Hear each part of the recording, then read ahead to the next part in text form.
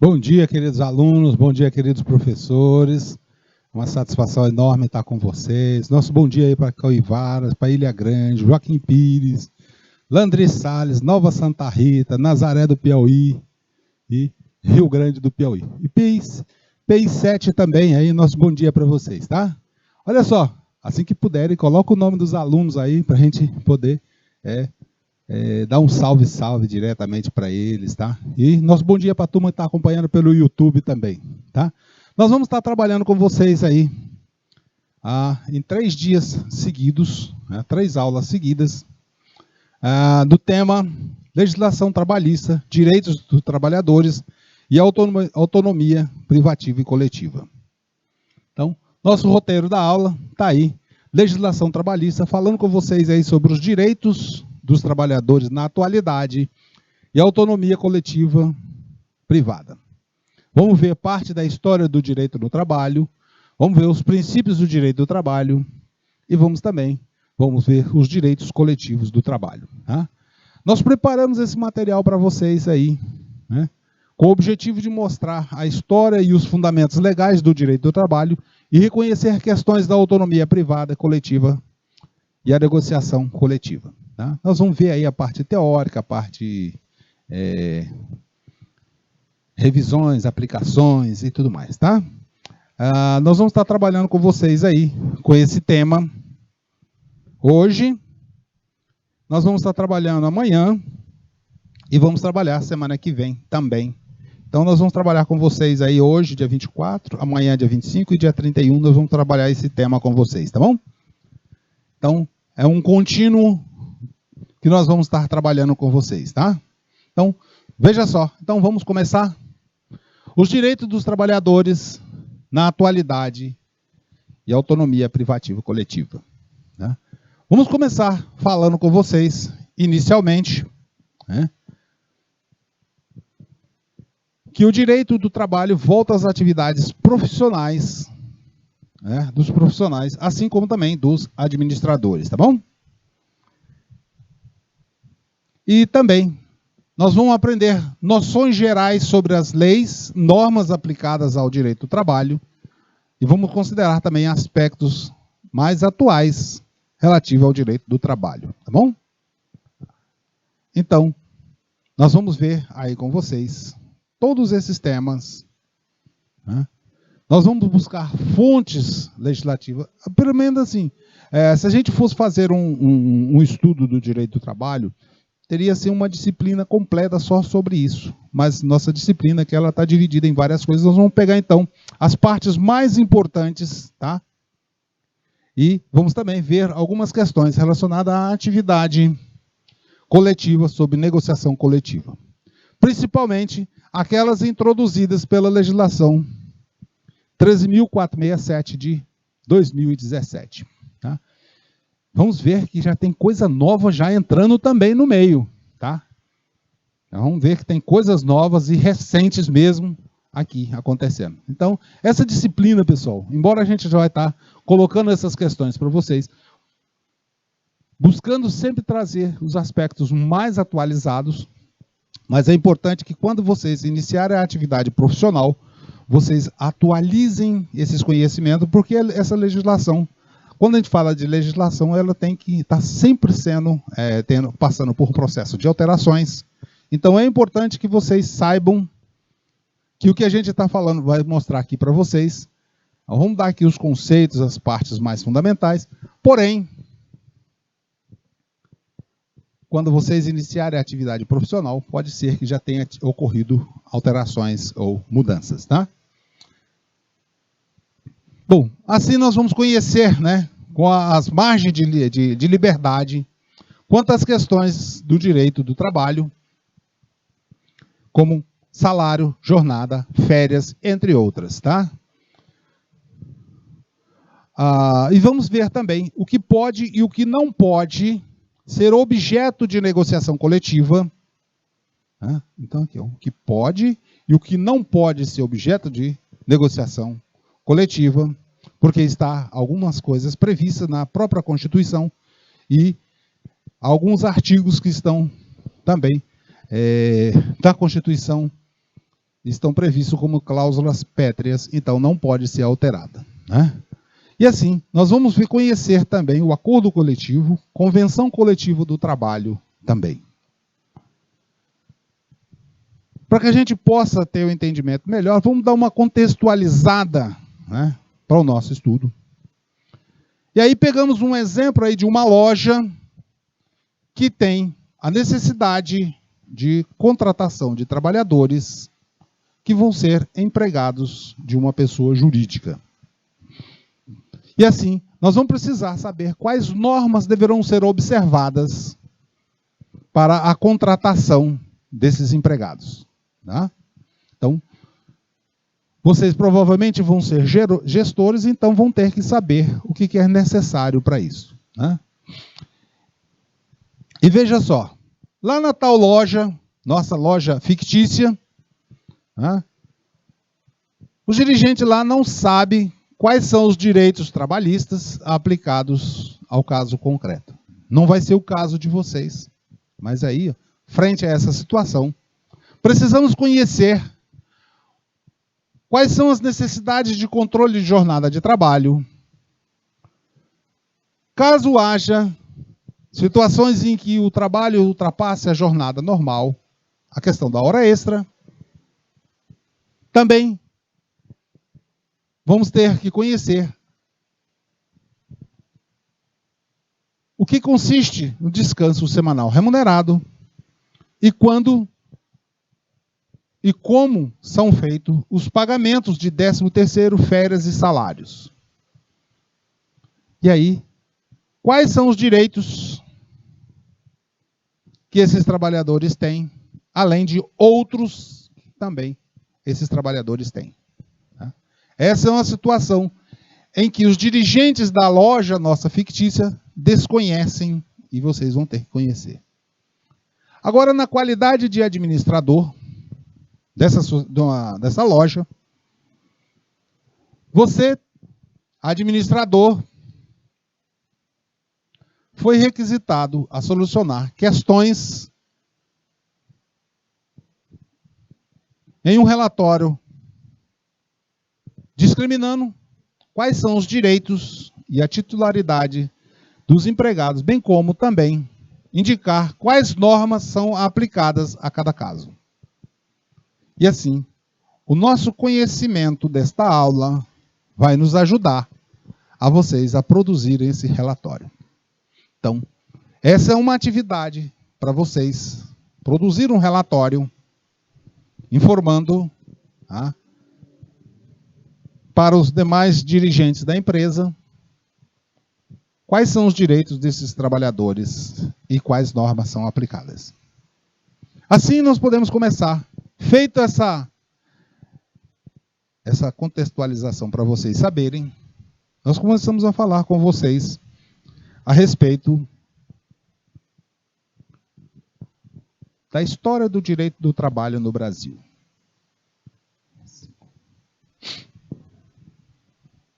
Então, vamos lá? Começando aqui. Pessoal, é interessante a gente conhecer, né, que a história do direito do trabalho é mais recente, tem uma breve história disso, né, da nossa história recente. Nosso país, né, foi alvo de amplo processo de colonização. Então, nós tivemos aqui um processo de colonização, que a primeira fase do trabalho estava, sobretudo, fundamentada numa grande exploração da mão de obra, oprimida pelos colonizadores, inicialmente, né, em relação aos indígenas. Depois também tivemos a outra fase, que era um processo de escravização. E aqui, pessoal, a coisa era difícil, tá? Aqui era difícil mesmo, era um trabalho intenso de mão de obra escrava, né? Aqui mostrava nesse período aqui, intenso trabalho de mão de obra escrava. E era forçado mesmo, era uma brutalidade em relação às pessoas negras, com violência dessas pessoas que eram trazidas do continente africano. E aqui nós tínhamos no nosso Brasil um longo período tenebroso do regime escravagista. Nesse período, pessoal, né, não havia nenhuma previsão legal de direitos de trabalho. Aqui era escravidão mesmo, altamente violenta, principalmente com as pessoas negras. Que com os indígenas não deu certo, porque os indígenas tiveram uma postura diferente. E aí, né, não conseguiram formar um regime escravagista, mas com os negros conseguiram fazer esse período tenebroso. E aí entra a Lei Áurea, em 1888, né, e depois, somente em 1891, com a Constituição Brasileira, já o Brasil, né, no início da sua vida republicana, foi consagrado o trabalho assalariado à luz do princípio da liberdade laboral. Não vou dizer para vocês, pessoal, porque aqui entram outras questões bastante fundamentais nesse período, que mesmo com a abolição da escravatura, ela não aconteceu assim, e agora virou uma maravilha. Não, não foi bem assim. Tá? Mas começou, né, alguma coisa que ainda não se contava com um corpo de normas de proteção das relações trabalhistas. Permeava ainda uma forte ingerência dos poderes econômicos. Então, quem tinha o poder econômico também, se a gente for comparado hoje, né, violaria muitos direitos das pessoas. Né? Mas aí, assim, começou a ter alguma coisa a respeito. Ao final da Primeira Guerra Mundial, né, muitas pessoas originárias da África, principalmente ali, italianos, espanhóis, vieram para o Brasil. Né? E isso, nesse período, influenciou as lutas pelos direitos sociais. Entre eles, o direito à educação, saúde, previdência pública, inclusive direitos trabalhistas. Tá? Isso ocorreu, né, aqui, após, né, a Primeira Guerra Mundial, onde imigrantes europeus, que já conheciam alguma coisa em relação a esses direitos, que vieram para o Brasil e começaram a influenciar também aqui a formação do direito no Brasil.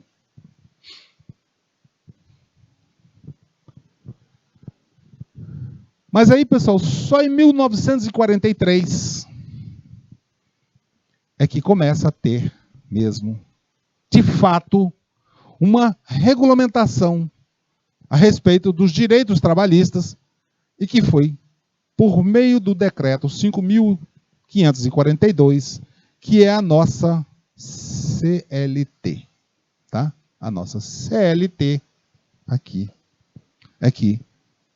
Começa realmente, de fato, a gente ter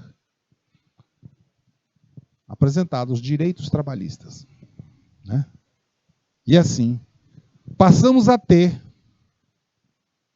o Estado na tutela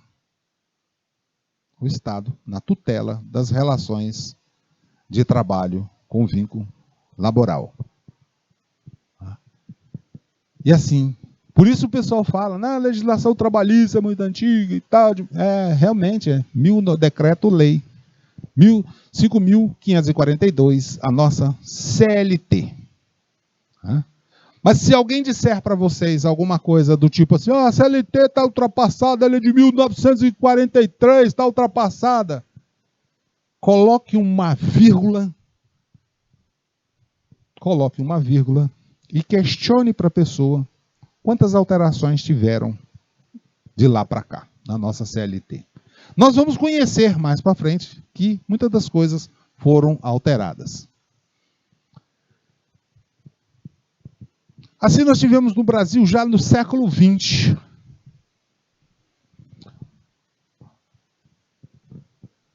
Com o processo de redemocratização do Brasil, a nossa Constituição Federal da República do Brasil.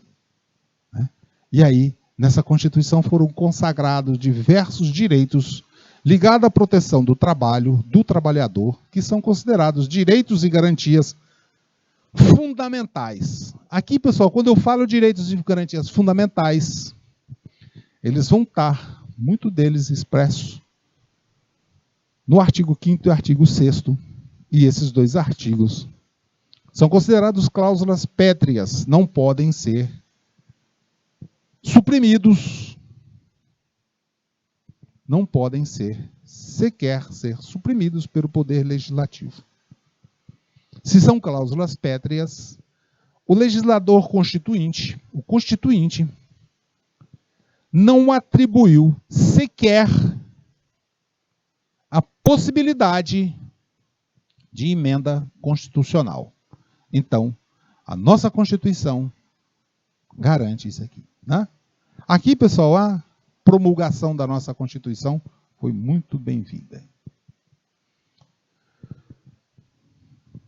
E assim nós podemos dizer que começam a surgir os direitos sociais em todo o mundo, em consequência que o Estado passa a ter acerca de empregar meios de concretizar a igualdade em dimensão material. Pessoal, veja só. É inegável que o Estado não garante os direitos, não protege e da própria ordem do sistema econômico a maior e progressiva exploração de pessoas hipossuficientes. Não? O que nós podemos dizer, pessoal? Quando nós falamos pessoas hipossuficientes, nós estamos falando que são aquelas pessoas que não detêm todos os recursos ou todos os meios para suas subsistências e precisa vender a sua mão de obra. Quando nós colocamos essa questão da hipossuficiência, nós temos que dizer, do tipo assim, imagina uma situação em que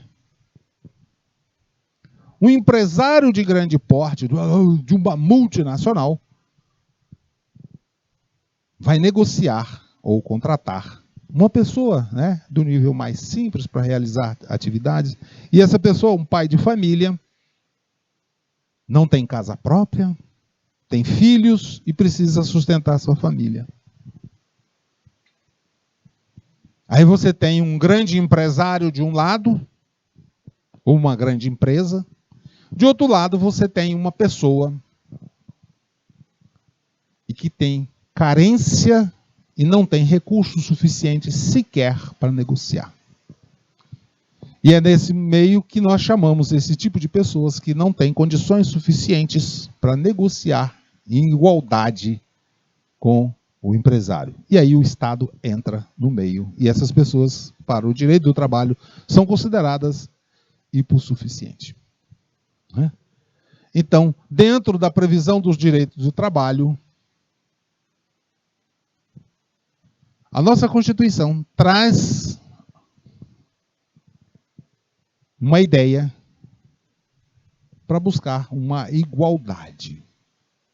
E essa busca de igualdade, houve a previsão no nosso artigo 5º da Constituição de 88, que busca dar uma dimensão material de igualdade, visando assegurar os direitos para compensar a hipossuficiência ou o desnível do sistema econômico capitalista vigente na nossa sociedade. E assim, feito essa introdução, nós podemos falar um pouco sobre esse histórico, nós podemos começar agora a falar com vocês a respeito dos direitos do trabalho. Tá? Então, vamos aqui conversar com vocês sobre os direitos dos trabalhadores, né, já no momento mais atual, sobre os trabalhadores urbanos e rurais, previsto lá no artigo 7º da Constituição Federal, né? E também pela emenda constitucional número 07 de 2013, 72 de 2013. Porque até essa emenda, os trabalhadores rurais eram tratados de forma diferente dos trabalhadores urbanos. Aqui, nós já vamos ver que há uma equiparação entre trabalhadores rurais e trabalhadores urbanos. Até então, né, dessa emenda constitucional, todos eram, né, como direito dos empregados, nós podemos dizer que a relação de emprego ela é protegida na forma prevista no artigo 7º da Constituição. Vamos botar a fininha, né? Que fica melhor para vocês. A caneta vermelha. Então, aqui nós temos a relação de emprego protegida. Essa relação de emprego protegida, ela está relacionada também com a demissão sem justa causa. E no caso de demissão sem justa causa, uma indenização compensatória para o empregado que foi dispensado sem justa causa. Justa causa, pessoal, nós vamos tratar da questão justa causa mais para frente, porque aí é uma questão de violação de uma das duas partes, ou do empregador ou do empregado, que viola, né, todos os direitos trabalhistas, ou parte dos direitos trabalhistas que enseja um rompimento de contrato. Também, no caso de demissão sem justa causa, o empregado, para não ficar, né, ao léu, também foi previsto o seguro-desemprego, previsto lá no artigo 7º, inciso 2º da nossa Constituição. E veja que esse direito, pessoal, é inviolável.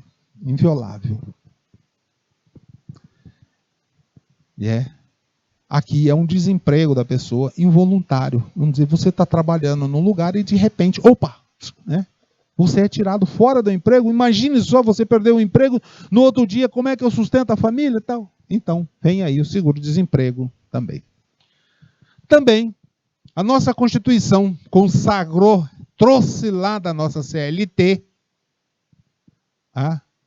o Fundo de Garantia por Tempo de Serviço, no inciso 3º do nosso artigo 7º também, que conta lá para a gente que o Fundo de Garantia é uma forma também da pessoa não ficar ao léu, jogada fora. Também a nossa Constituição trouxe aí para a gente o salário mínimo como sendo o salário que garante, ou é previsível que garanta ao trabalhador uma remuneração que seja suficiente para ele sustentar ele e sua família. Temos crítica a respeito disso? Temos. Tá? Não vou dizer para vocês que o salário mínimo seja a melhor coisa do mundo.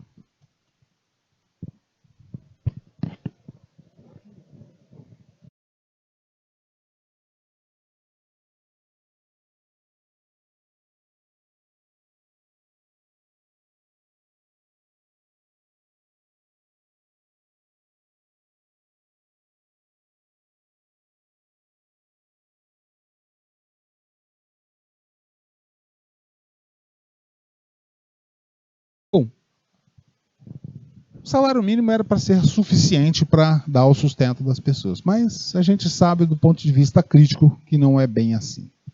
Mas temos também algumas situações de algumas profissões que têm um piso salarial também, de acordo com a categoria. Né? Recentemente nós tivemos aí, ainda está em discussão, uma questão bastante grande aí, a respeito do piso salarial do pessoal da área da saúde, enfermeiros e tudo mais, que foram muito importantes na pandemia. Mas também temos uma outra questão importante para colocar para vocês. Uma vez contratado a pessoa do salário, respeitando o salário mínimo, esse salário não pode ser reduzido. Então, se eu fui contratado para ter um salário de R$2.000, esse salário não pode ser reduzido. Pelo menos do ponto de vista nominal. Tá? Quer dizer, eu não posso baixar o salário, o empresário não pode baixar o salário do empregado que contratou por R$2.000 e dizer, não, mas agora eu só vou pagar 1.800 ou 1.500. Não, não pode não. Tá? Mas existe aqui uma possibilidade de ter um acordo coletivo em que nós vamos ver com detalhe essa questão. Quando falarmos das questões do acordo coletivo, o que pode e o que não pode, aqui existe uma possibilidade de redução da carga, da jornada de trabalho e que, consequentemente, vai ter uma redução. Foi uma forma que foi arranjada para poder violar esse direito. A outra questão também é que o salário, quando ele é contratado variável, principalmente para as equipes de vendas, ele tem que ser, no mínimo, o salário mínimo. Então, se tem um salário variável, ele deve ser o mínimo nacional. O que acontecia aqui, pessoal? Aqui acontecia o seguinte. A pessoa era contratada como vendas, e aí o volume de vendas não acontecia suficientemente. E aí sabe o que faziam? Pagava menos que o salário mínimo para a pessoa. E isso, pessoal, é horrível. Né? E isso é horrível. Também já ao cedular da nossa CLT de 1942, a gratificação natalina, que a gente conhece como 13º salário.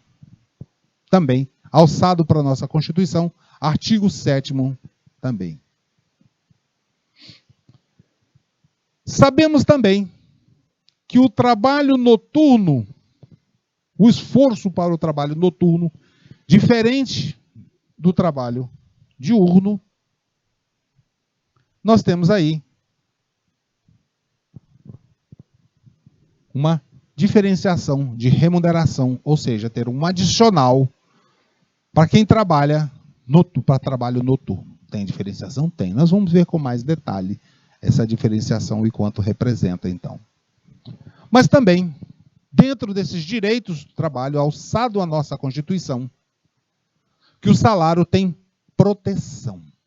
Né? Então, o empresário não pode pôr que sei o que e tal, que você não está, não sei o que e tal, e dizer assim, eu vou reter teu salário. Não pode.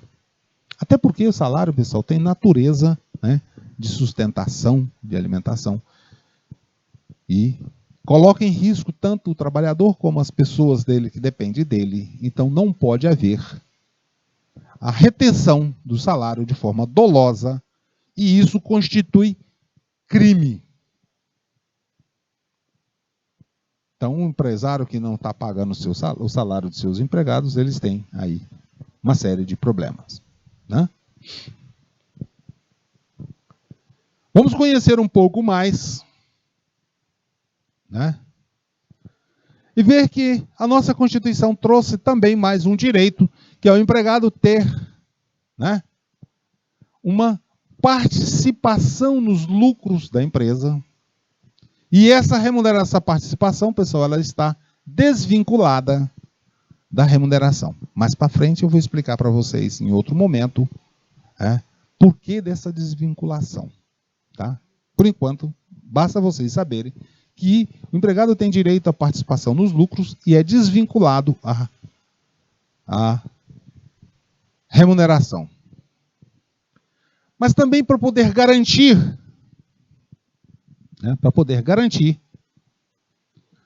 um melhor sustento, aqui foi mais como uma forma de incentivo para as pessoas, o salário família para o trabalhador de baixa renda. Então aqui, pessoal, já é uma coisa assim, o salário mínimo não dá conta. E agora é o seguinte, né? A nossa visão crítica a respeito desse salário mínimo é que esse salário família, né? Pasmem, né? O valor deixa muito a desejar. Também a nossa Constituição, no seu artigo 7º, inciso 13, coloca lá para a gente uma limitação da quantidade de horas a ser trabalhadas semanalmente, limitando ao máximo de 44 horas, mas também com uma abertura já, que pode haver negociação de compensar. Então, a pessoa pode trabalhar mais de 44 horas? Pode.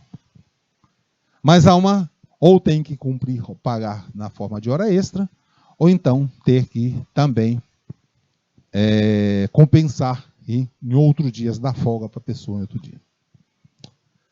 Também, para aquelas pessoas que trabalham, né, em horário corrido de 6 horas ininterruptas, ou em turno de revezamento, também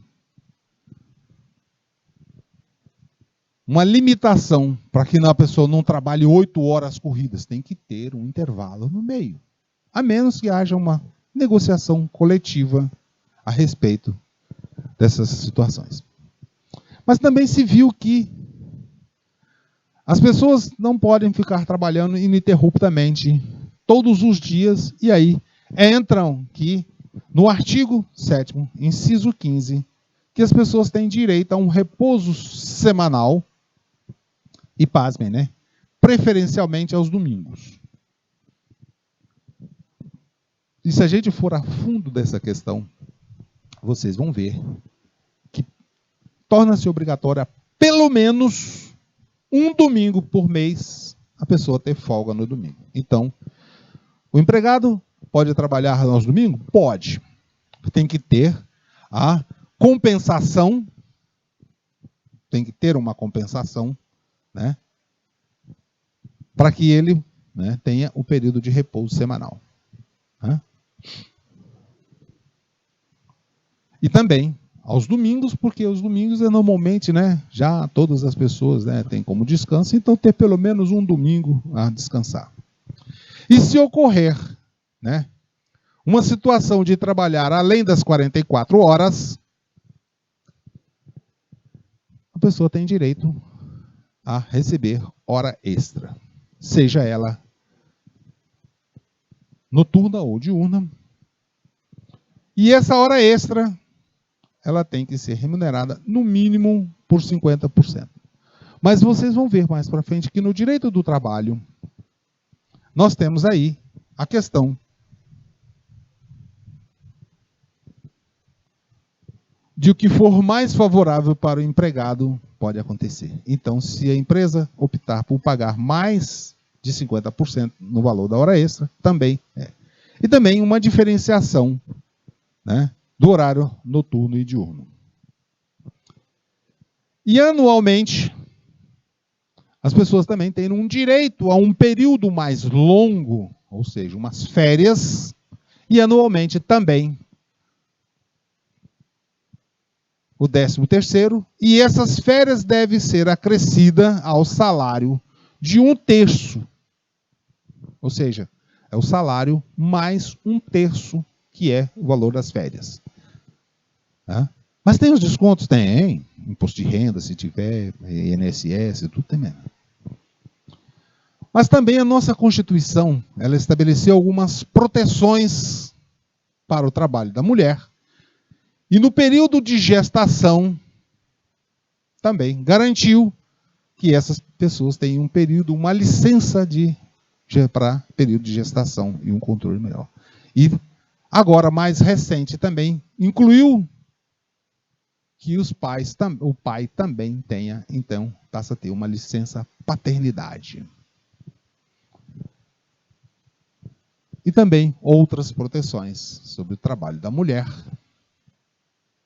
mediante incentivos específicos, inclusive colocando a questão que o salário da mulher não pode ser inferior ao do homem em condições semelhantes. E assim, nós podemos avançar um pouco mais nesses direitos, que não são poucos, né?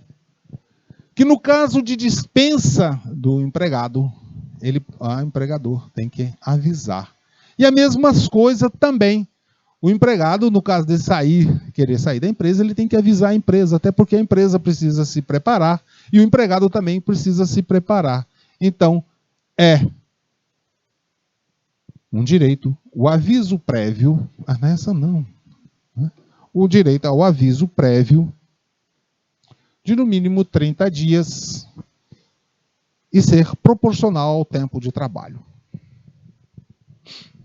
Também a proteção do trabalho quando ele está sobre riscos, e aí temos normas de saúde, higiene, segurança, e que, para compensar, tem uma remuneração adicional para as pessoas que trabalham em atividades penosas, insalubres ou perigosas. Então tem aí outro direito garantido. Mas também tem o direito garantido, né, para os trabalhadores de, ao final, depois de trabalhado muitos anos, a aposentadoria. Se bem que nós estamos vendo que as políticas recentes, né, estão aí caminhando para acabar com a aposentadoria e devemos estar atentos para que isso não ocorra. Tá? Então, essa não, essa daqui. A questão da aposentadoria também.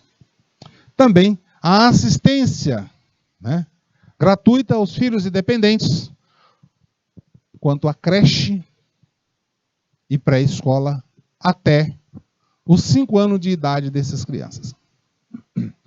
Também se ocorre um acidente de trabalho, ou um acidente que ocorre dentro do ambiente de trabalho, um seguro contra acidente de trabalho a cargo do empregador. Alguns empregadores querem descontar do empregado, né? E aí, pessoal, sem exclusão, no caso de indenização, né, de dolo ou culpa, no caso. Então, nós temos aí uma proteção em face da automação também, inclui-se aqui. Caso de ter as atividades passarem a ser muito mecanizadas, tornar-se mais automáticas, então também tem. Também ações contra crédito resultantes do trabalho, prescricional em 5 anos, enquanto você está ligado à empresa, e 2 anos se você, depois que saiu da empresa. Então, fique atento se vocês têm esses direitos de fazer reclamações. Fique atento que é prescricional em 5 anos ou 2 anos depois que sai do trabalho. E a questão da igualdade de direitos do trabalho, sendo a pessoa trabalhando como avulso, sem vínculo emregativo, ou com vínculo empregatício, não poder fazer diferenciação. Tá? Então, a pessoa pode ser contratada por um período sem vínculo empregatício? Pode, mas a remuneração tem que ser a mesma. E também o reconhecimento de acordos coletivos do trabalho. Tá? Nós vamos fazer o seguinte, pessoal. Vamos dar uma exercitada um pouquinho, para depois a gente voltar aqui com vocês, né, nesse trabalho. Então, vamos lá. Olha aí, vamos exercitar, colocar uma questão aqui para vocês. Tá bom? Olha aí.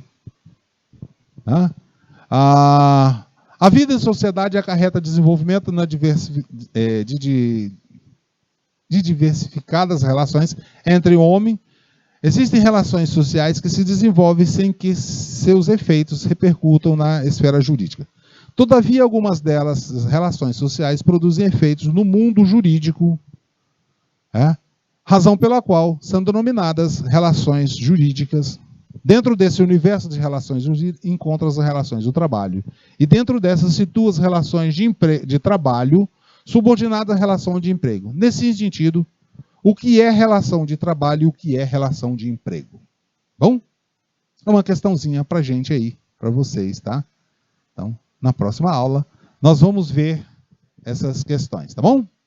Bom, olha, foi um prazer por hoje e até a próxima.